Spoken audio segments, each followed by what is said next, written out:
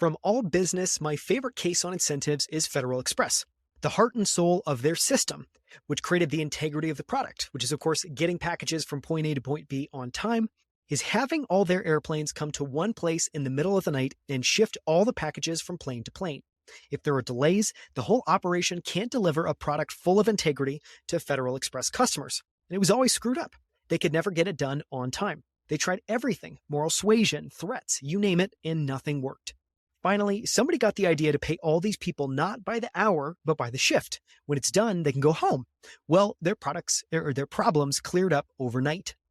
That is one of many quotes I'm going to read you to you today from The Tao of Charlie Munger, a compilation of quotes from Berkshire Hathaway's vice chairman on life, business, and the pursuit of wealth, which was published with some commentary by David Clark. Now, there are kind of two ways to learn about Charlie Munger. My favorite book ever written is Poor Charlie's Almanac, but it is a tome. This thing will take you days to be able to read through that book. If you're looking for a quicker, easier way to get some of Charlie Munger's wisdom, this book is fantastic. It's got some really great quotes. And so what I thought I would do today is just read some of my favorite quotes that I've selected. Now, separately, I'm doing a separate episode on the introduction in this book, which is somewhat long, but it's honestly probably the best breakdown I've ever heard of just Charlie's whole life and his career and some of the biggest ideas that he had. But that's going to be an entirely separate episode, so I'll record that separately. For today, I am just going to focus on the quotes that are my favorite. And so I'll try to keep commentary light. You can find the full show notes. You can find all of these quotes if you're interested at outlieracademy.com/Tao of Charlie. That's /Tao of Charlie. You can spell that all together. You can spell it with dashes. All of them will redirect to the same place. So I'll keep commentary light, but let's go ahead and jump in.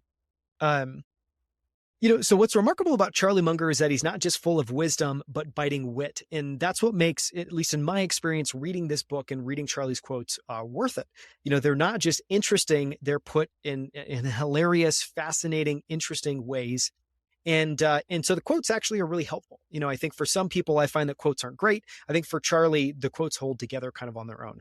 So let's go ahead and jump in. I'm just literally going to read you my favorite quotes from the book. And so this is some of my favorite quotes and wisdom from Charlie Munger. The desire to get rich fast is pretty dangerous. Knowing what you don't know is more useful than being brilliant. People are trying to be smart. All I'm trying to do is not be idiotic, but it's harder than most people think. One of Charlie's favorite principles, this idea of inversion, and I think this is a wonderful inversion, which is I don't want to be brilliant. I just want to not be an idiot. So I'm going to really focus on eliminating errors, eliminating mistakes. Life is a lot like a poker game, wherein you have to learn to quit sometimes when holding a much-loved hand. You must learn to handle mistakes and new facts that change the odds. My idea of shooting fish in a barrel is draining the barrel first. Again, just a biting quote from Charlie, one of his best. Once we'd gotten over the hurdle of recognizing that a thing could be a bargain based on quantitative measures that would have horrified Graham, we started thinking about better businesses. Ben Graham had a lot to learn as an investor. His ideas of how to value companies were all shaped by the Great Crash and the Great Depression, which almost destroyed him. It left him with an aftermath of fear for the rest of his life, and all his methods were designed to keep that at bay. I'm going to add a little commentary here because I think this is really interesting. Ben Graham is known as the father of value investing. And what Charlie's effectively saying here is they actually started, Warren actually apprenticed under Benjamin Graham. He actually learned from Benjamin Graham directly. And so Berkshire in its earliest days were formed by his ideas, which were all basically about just extreme value, meaning they didn't focus on the quality of the business. They didn't focus on pricing power. They didn't focus on anything but was the business cheap by quantitative methods. And so I just think it's really interesting. And this is, I think, one of the most remarkable ideas is really this change of, I think, one recognizing that Benjamin Graham's anchoring was really coming from fear, and it was coming from his experience in the Great Crash and the Great Depression. And that was positive, but that in and of itself isn't a great investing methodology. Okay, back to the quotes. Sit on your ass investing. You're paying less to brokers. You're listening to less nonsense. And if it works, the tax system gives you an extra 1, 2, 3 percentage points per annum. Acknowledging what you don't know is the dawning of wisdom. You're looking for a mispriced gamble. That's what investing is. And you have to know enough to know whether the gamble is mispriced. That's value investing. You should remember that good ideas are rare. When the odds are greatly in your favor, bet heavily. Mimicking the herd invites regression to the mean. Mimicking the herd invites regression to the mean. I've never been able to predict accurately. I don't make money predicting accurately. We just tend to get into good businesses and stay there. Again, one thing Warren Buffett openly acknowledges is that their holding period is forever. And actually, it takes a lot for them to decide to sell a business. So again, never been able to predict accurately. I don't make money predicting accurately. We just tend to get into good businesses and stay there.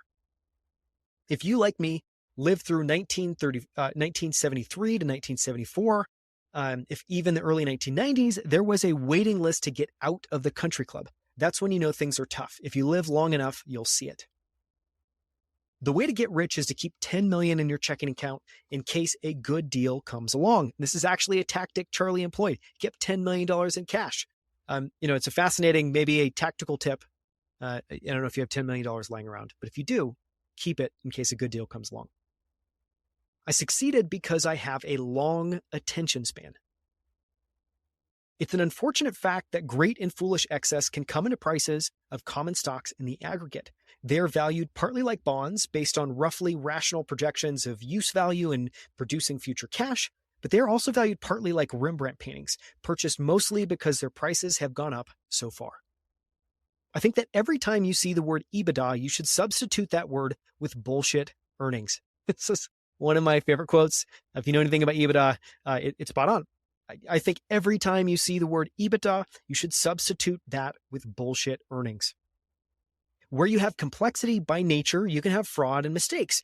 This will always be true of financial companies, including ones run by governments. If you want accurate numbers from financial companies, you're in the wrong world. Smart people aren't exempt from professional disasters from overconfidence. It's waiting that helps you as an investor, and a lot of people just can't stand to wait. In terms of business mistakes that I've seen over a long lifetime, I would say that trying to minimize taxes too much is one of the great standard causes of really dumb mistakes. Anytime somebody offers you a tax shelter from here in life, my advice would be don't buy it. An isolated example that's very rare is much easier than a perfect sea of misery that never ceases. Move only when you have the advantage. You have to understand the odds and have the discipline to bet only when the odds are in your favor. View stock as an ownership of the business and judge the staying quality of the business in terms of its competitive advantage. View a stock as an ownership of the business and judge the staying quality of the business in terms of its competitive advantage. I think that one should recognize reality even when one doesn't like it. Indeed, especially when one doesn't like it. It's remarkable how much long-term advantage people like us have gotten from trying to be consistently not stupid instead of trying to be very intelligent. There must be some wisdom in the folk saying it's the strong swimmers who drown. There's more dementia about finance than there is about sex. If people weren't wrong so often, we wouldn't be so rich. You have to be very patient. You have to wait until something comes along, which at the price you're paying is easy. That's contrary to human nature, just to sit there all day, doing nothing, waiting. It's easy for us. We have a lot of other things to do. But for an ordinary person, can you imagine just sitting for 5 years doing nothing? You don't feel active. You don't feel useful. So you do something stupid. We have a history when things are really horrible of waiting in when no one else will. By and large, I don't think much of finance professors. It's a field with witchcraft. There isn't a single formula. You need to know a lot about business and human nature and the numbers. It's unreasonable to expect that there is a magic system that will do it for you. Successful investing requires this crazy combination of gumption and patience, and then being ready to pounce when the opportunity presents itself, because in this world, opportunities just don't last very long.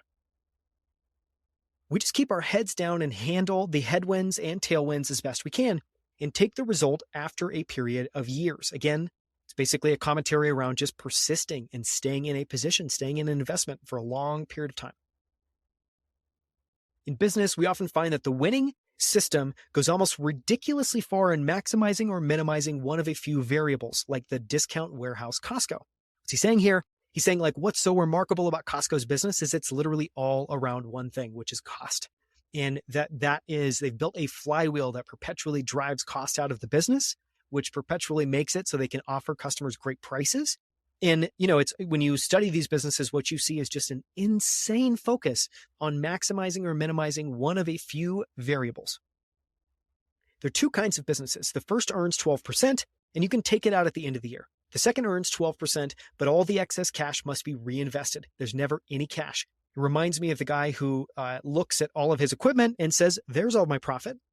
We hate that kind of business. It's a capital intensive business. Warren and Charlie are in some of these, but it's also a great description. I did a breakdown on this of the textile business that they actually got into initially that made money, but all that money always had to be reinvested. And so there was nothing left at the bottom line at the end of the year or the end of many years. Over the very long term, history shows that the chances of any business surviving in a manner agreeable to a company's owners are slim at best. The difference between a good business and a bad business is that good businesses throw up one easy decision after another. The bad business throws up painful decisions time after time. If you're not willing to react with equanimity to a market price decline of 50% 2 or 3 times a century, you're not fit to be a common shareholder, and you deserve the mediocre result you're going to get compared to the people who do have the temperament, who can be more philosophical about these market fluctuations. Averaged out, betting on a quality of a business is better than betting on the quality of management, but very rarely you find a manager who's so good that you're wise to follow him into what looks like a mediocre business. Henry Singleton might be a great example of this. It makes me think of the book The Outsiders, which is an exceptional book at profiling really great managers who you would want to follow into basically any business that they wanted to touch. From all business, my favorite case on incentives is Federal Express. The heart and soul of their system, which created the integrity of the product, is having all their airplanes come to one place in the middle of the night and shifting all the packages from plane to plane. If there are delays, the whole operation can't deliver a product full of integrity to Federal Express customers. And it was always screwed up. They could never get it done on time. They tried everything, moral suasion, threats, you name it, and nothing worked. Finally, somebody got the idea to pay all these people who were moving the packages from plane to plane, not by the hour, where they're incentivized to take as long as it takes, but by the shift. When it's done, they can go home. Well, their problems cleared up overnight. As you can tell in Berkshire's operations, we are much more conservative. We borrow less on more favorable terms. We're happier with less leverage. You can argue that we've been wrong and that it costs us a fortune, but that doesn't bother us. Missing out on some opportunity never bothers us. What's wrong with someone getting a little richer than you? It's crazy to worry about this. We know when we were young which things to stretch for, but by the time we reached ISCAR, which we never would have bought when we were young, we knew to stretch for the right people. It's a hell of a business. Everything is right there. Isn't it good that we keep learning? Better late than never. Spend each day trying to be a little wiser than you were when you woke up. Just discharge your duties faithfully and well. Slug it out 1 inch at a time, day by day. At the end of the day, if you live long enough, most people get what they deserve. Know the big ideas and the big disciplines and use them routinely, all of them, not just a few. I like people admitting they were complete stupid horses' asses. I know I'll perform better if I rub my nose in my mistakes. This is a wonderful trick to learn. There's no way that you can live an adequate life without making mistakes. In fact, one trick in life is to get so you can handle mistakes. Failure to handle psychological denial is a common way for people to go broke. Extreme specialization is the way to succeed. Most people are way better off specializing than trying to understand the world. Any year that passes in which you don't destroy one of your best-loved ideas is a wasted year. Being rational is a moral imperative. You should never be stupider than you need to be. Another thing I think should be avoided is extremely intense ideologies, because it cabbages up one's mind. Another thing I think should be avoided is extremely intense ideology because it cabbages up one's mind. We are all learning, modifying, or destroying ideas all the time. Rapid destruction of your ideas when the time is right is one of the most valuable qualities you can acquire. You must force yourself to consider arguments on the other side. One solution fits all is not the way to go. The right culture for the Mayo Clinic is different from the right culture at a Hollywood movie studio. You can't run all these places with a cookie-cutter solution. Warren is one of the best learning machines on this earth. Warren's investing skills have markedly increased since he turned 65.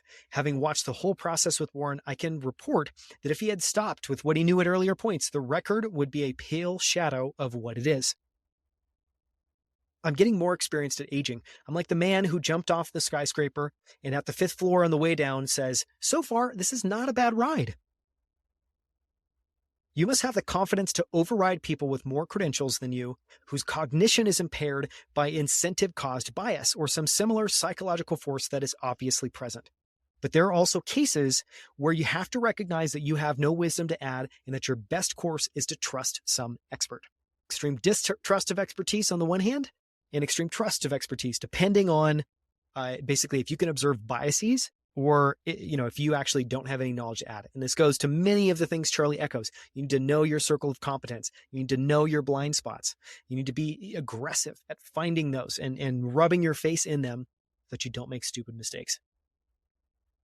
Most people are trained in one model, economics, for example, and try to solve all problems in one way. You know the saying, "To the man with a hammer, the world looks like a nail." This is a dumb way of handling problems. The best armor of old age is a well-spent life preceding it. It's one of my favorite quotes. The best armor of old age is a well-spent life preceding it. In my whole life, I have known no wise people who didn't read all the time. None. Zero. You'd be amazed at how much Warren reads and how much I read. My children laugh at me. They think I'm a book with a couple of legs sticking out. Life is always going to hurt some people in some ways and help others.